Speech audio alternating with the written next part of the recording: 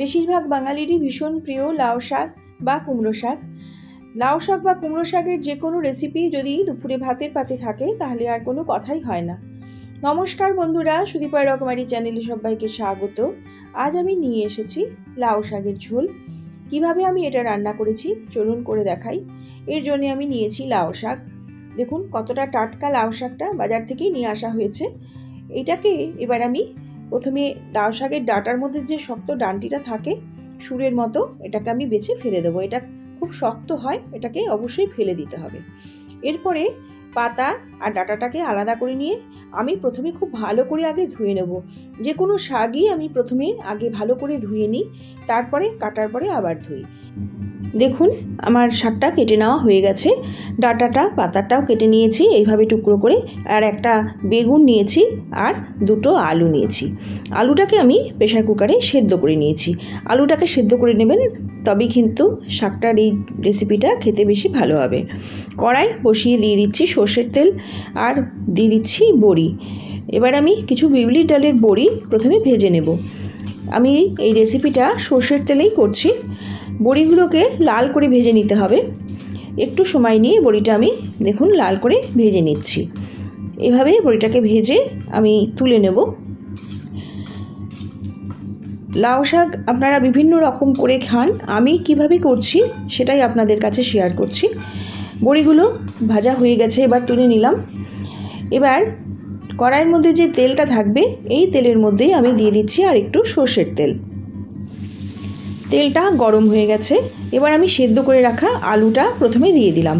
আলুটাকে একটু সময় আমি ভেজে নিচ্ছি। আলুটা ভাজা হয়ে গেছে, আলুটাকে এবার তুলে নেব। অবশ্যই মনে করে কিন্তু আলুটা প্রথমে একটু সেদ্ধ করে নেবেন। আলুটা যদি একটু সেদ্ধ থাকে না, তবেই এই রেসিপিটা কিন্তু খেতে বেশি ভালো লাগে। এরপরে আমি কড়াইতে আবার সর্ষের তেল দিয়ে দিচ্ছি। সর্ষের তেল দিয়ে এবার আমি এর মধ্যে দিয়ে দেব শুকনো লঙ্কা। এখানে আমি 3টে শুকনো লঙ্কা ভেঙে দিয়ে দিলাম। দিয়ে দেব একটা তেজপাতা দিয়ে দিলাম। এবার তেজপাতা আর শুকনো লঙ্কাটাকে 1 সেকেন্ডের মতো একটু নাড়াচাড়া করে নিয়ে ভাজা গন্ধ বেরোলে আমি এর মধ্যে এবারে দিয়ে দিচ্ছি 5 ফোড়ন।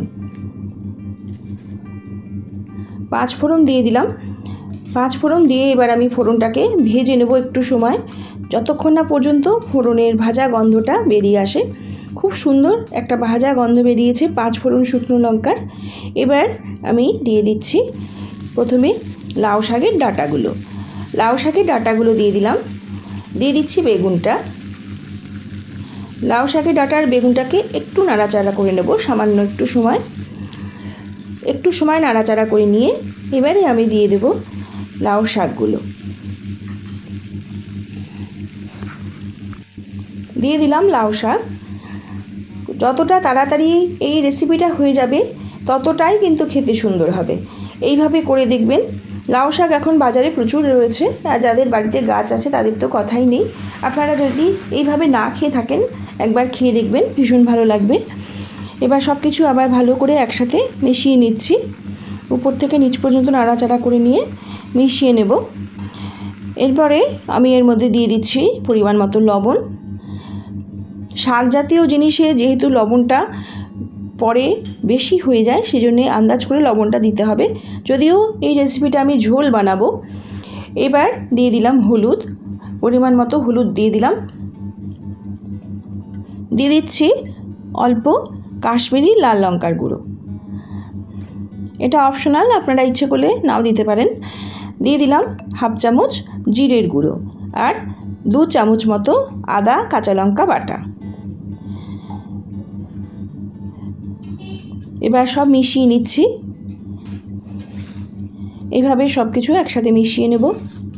খুব সিম্পল এই রান্নাটা, কিন্তু খেতে কিন্তু অসাধারণ, খুব তাড়াতাড়ি হয়ে যায়। আপনারা লাউ শাক দিয়ে বিভিন্ন রকম রেসিপি খান, লাউ শাকের পোস্ত, চচ্চড়ি বা আরও অন্য অনেক আইটেম অনেকে মুগ ডাল দিয়েও করেন, আমিও করি। কিন্তু এইভাবে একবার খেয়ে দেখবেন, এর মধ্যে কিন্তু কিছুই নেই, কিন্তু শুধু এই রকমইভাবে একটুখানি যদি মশলাগুলো দিয়ে সাঁতলে নিয়ে এই ঝোলটা করেন, খেতে দুর্দান্ত লাগবে। একদম সাধারণ রেসিপি, কিন্তু খেতে অসাধারণ। একটু সময়ের জন্য ঢেকে দিলাম। গ্যাসের আঁচটা কিন্তু কমানোই আছে। এবারে কড়াইটা পাশের গ্যাসে রেখে আমি এবার এখানে ফ্রাই প্যান বসিয়ে নিচ্ছি। এই গ্যাসটায় আমি একটা ভাজা মশলা এবার বানিয়ে নিচ্ছি। এখানে আমি দিয়ে দিচ্ছি 2 চামচ গোটা জিরে, দিয়ে দিলাম। জিরেটাকে আমি ভেজে নেব, জিরেটাকে লাল করে ভেজে নেব। লক্ষ্য রাখতে হবে যেন পুড়ে না যায়, সেই জন্যে সমানে নেড়ে যাব। দেখুন জিরেটা ভাজা হয়ে গেছে। এবার নামিয়ে নিয়ে আমি গুঁড়ো করে রেখে দেব। এবার আমি আবারও চলে এলাম। দেখুন 5 মিনিট হয়ে গেছে। আমার লাউ শাকটা কিন্তু একদমই সেদ্ধ হয়ে এসেছে। এইবারে আমি এর মধ্যে দিয়ে দিচ্ছি আলুগুলো। সেদ্ধ করে রাখা আলুটা যেটা আমি ভেজে নিয়েছিলাম সেটা আমি দিয়ে দিলাম। লাউ শাক থেকে কতটা জল বেরিয়েছে দেখুন, অনেকটাই জল বেরিয়েছে। আর লাউ শাক কিন্তু একদমই বেশি সেদ্ধ করবেন না, বেশি সেদ্ধ করলে লাউ শাক কিন্তু টক হয়ে যায়। সেই জন্য লাউ শাক কিন্তু একদমই অল্প সেদ্ধ করতে হয়, নাহলে টক হয়ে যায়। সব কিছু আবার মিশিয়ে নিলাম। মিশিয়ে নিয়ে এই পর্যায়ে আমি এর মধ্যে দিয়ে দিচ্ছি করে রাখা গরম জল। যেহেতু এটা আমি ঝোল বানাবো সেই জন্য আমি এখানে জল দিলাম। আপনারা ইচ্ছে করলে যে জলটা আগে লাউ শাকের বেরিয়েছিল সেটা দিয়েও এই রেসিপিটা বানাতে পারেন। আমি এর মধ্যে আর সামান্য একটু জল দিলাম যাতে এটা ঝোল হয়। এটা আমি ঝোলই বানাচ্ছি। দেখুন সব কিছু দিয়ে নিয়েছি। এবার আরেকটু সময় ঢেকে দেব, একদমই অল্প সময়, 2 মিনিটের মতো ঢেকে দেবো, যেন বেশি সেদ্ধ না হয়ে যায়। সেটা কিন্তু বারবার লক্ষ্য রাখতে হবে। এটা কিন্তু আমি বারবার বলছি, আপনারা অবশ্যই মনে করে এটা কিন্তু করবেন। লাউ শাক একদমই বেশি সেদ্ধ করবেন না, টক হয়ে যাবে। দেখুন হয়ে গেছে, 2 মিনিট বাদে চলে এসেছি। আমি এবার যে বড়িগুলো ভেজে রেখেছিলাম সেগুলো আমি হাত দিয়ে একটু ভেঙে গুঁড়ো করে নিয়েছি। সেই বড়িগুলো এবার আমি দিয়ে দিলাম। বড়িগুলো দিয়ে আবারও ভালো করে মিশিয়ে নিচ্ছি। ভালো করে মিশিয়ে নেওয়া হয়ে গেছে। এবারে আমি দিয়ে দিচ্ছি সামান্য চিনি। এটা যদি আপনাদের আপত্তি থাকে তাহলে দেবেন না, একটু চিনি দিলাম। যেহেতু শাক জাতীয় জিনিসে আমি একটু চিনি দিই তাই দিলাম। আর আলুগুলো আমি 2-1টা খুন্তি দিয়ে একটু ভেঙে দিচ্ছি যাতে ঝোলটা একটু ঘন হয়। এইভাবে 2-1টা আলু ভেঙে দেবেন, দেখবেন খেতে কিন্তু দুর্দান্ত হবে ঝোলটা। রেসিপিটা আমার সম্পূর্ণ রেডি হয়ে এসেছে।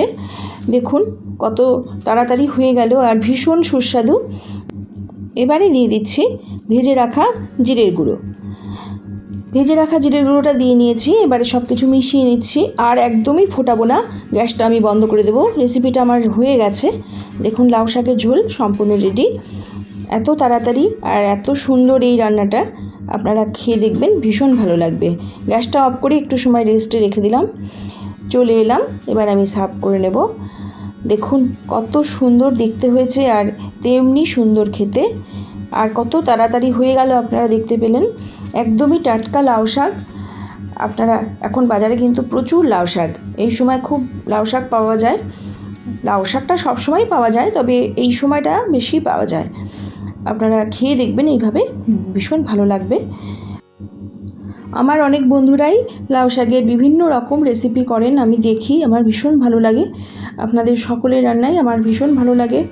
আমি আপনাদের রান্না অনেকের দেখে আমি নিজেও করার চেষ্টা করি। আর আমার এই রেসিপিটা যদি আপনাদের ভালো লাগে একবার অবশ্যই করে দেখবেন আর আমাকে কমেন্টের মাধ্যমে জানিয়ে যাবেন কেমন লাগলো। আপনাদের ভালোবাসা ও অনুপ্রেরণায় আমি আবারও নতুন রেসিপি নিয়ে চলে আসব। সবাই ভালো থাকবেন, সুস্থ থাকবেন। এতক্ষণ আমার সঙ্গে জুড়ে রয়েছেন যেসব বন্ধুরা, তাদের জন্য তো আমার অসংখ্য ধন্যবাদ, ভালোবাসা। সকল বন্ধুদের জন্যই রইল আমার অসংখ্য ধন্যবাদ ও ভালোবাসা।